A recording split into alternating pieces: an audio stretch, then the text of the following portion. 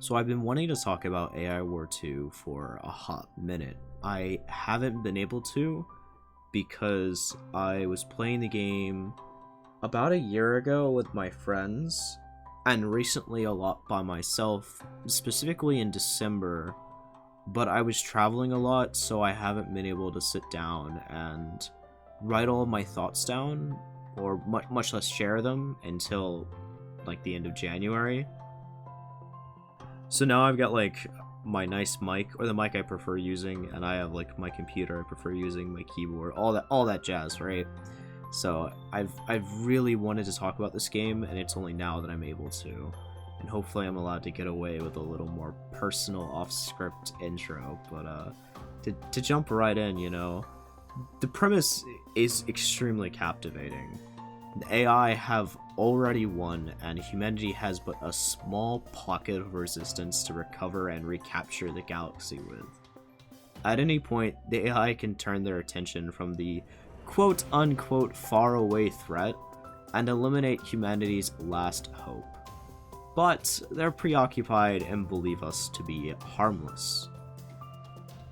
The player is expected to sneakily take back from the AI and strike its heart before the full might ever hammers home. It's immediately intriguing. It poses an underdog scenario in space and demands risk assessment and theft for victory's sake. It's pretty badass. AI War 2 is a real-time strategy with a pause function created by Arcen Games. And like Arcen's other titles, it delineates those with and out interest due to its overwhelming presentation of numerical information overload immediately. It's a game that owes itself no favors, as it quickly scares off players with only its surface appearance. But is ironically acutely the opposite. Despite its appearances, it demands very little adjustment and gets straight to the point. The nuances of its intricate design prevent the typical learning curves and frustrations the player might typically expect from other strategy games.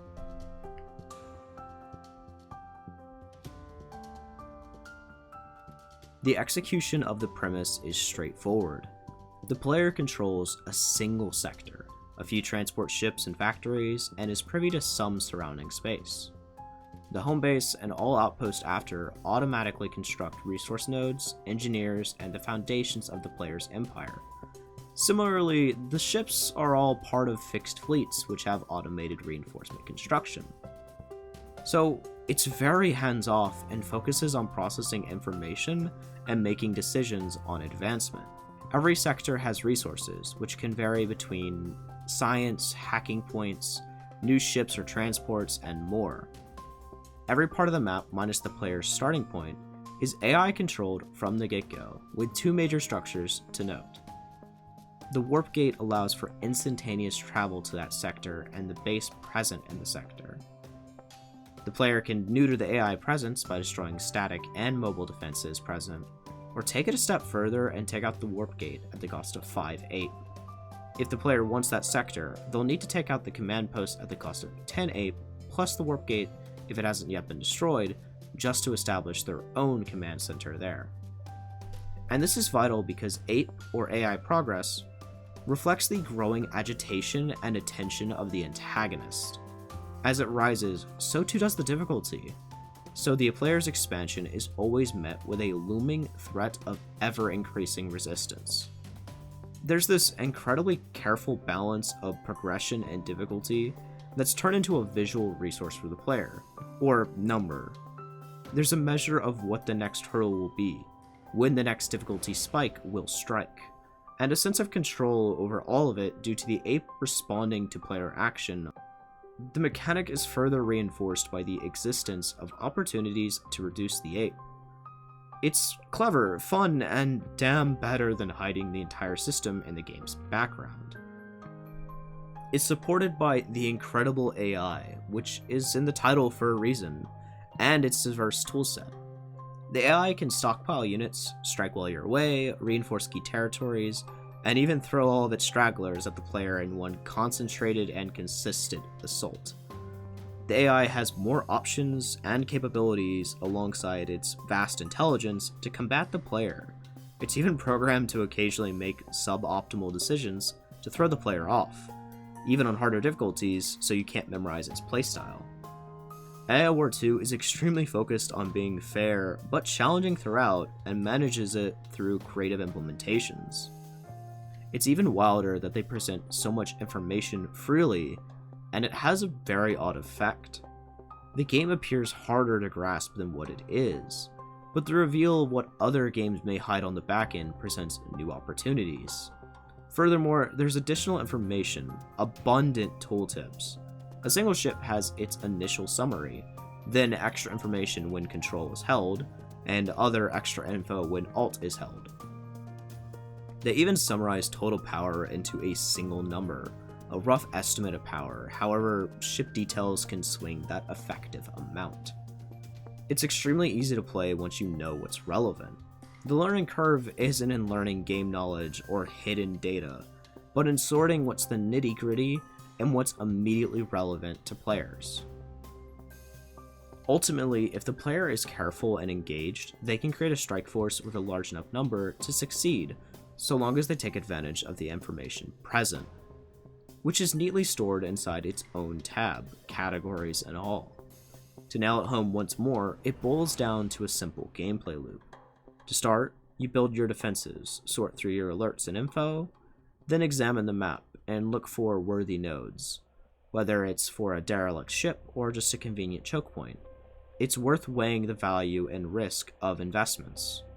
I'll grab derelicts, reinforce my main fleet with their forces, build several economic outposts pocketed behind a military compound, resting on a choke, and then spay the unoccupied land between that choke and home.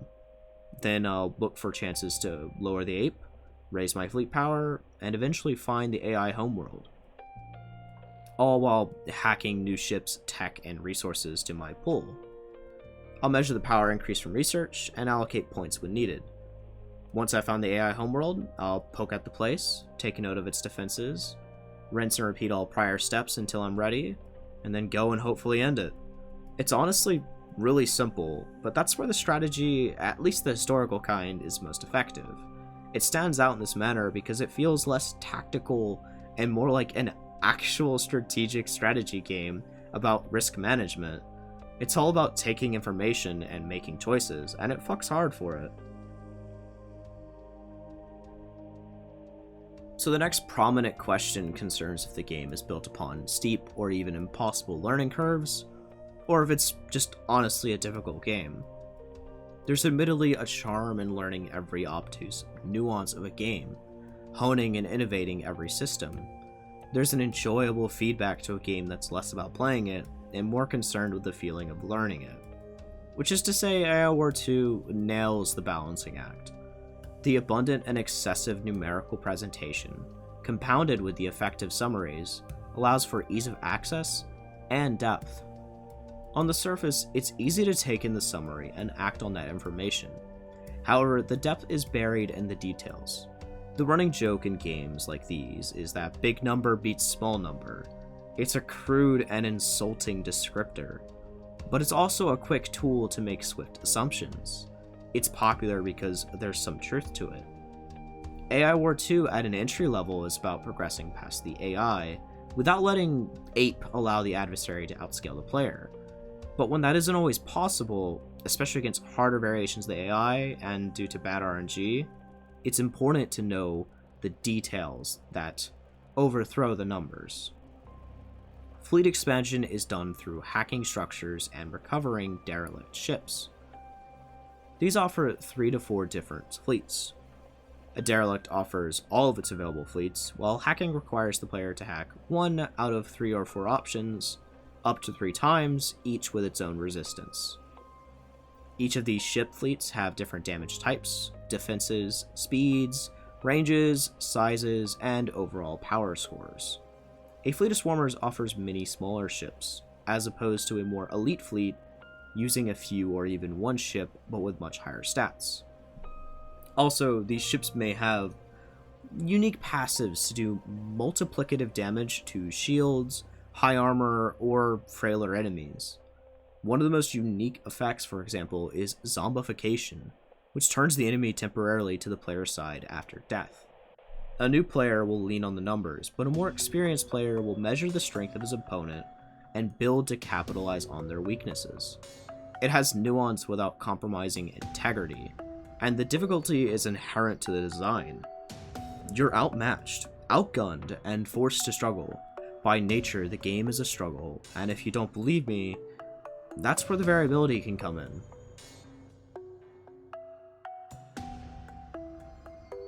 The level of customization presents further room for accessibility, bravado, complexity, and difficulty. The map scale and structure can be altered.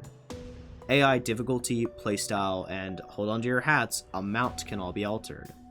It's in fact possible to face off against 2 cooperative AI, and if you're lucky, you can turn them against each other.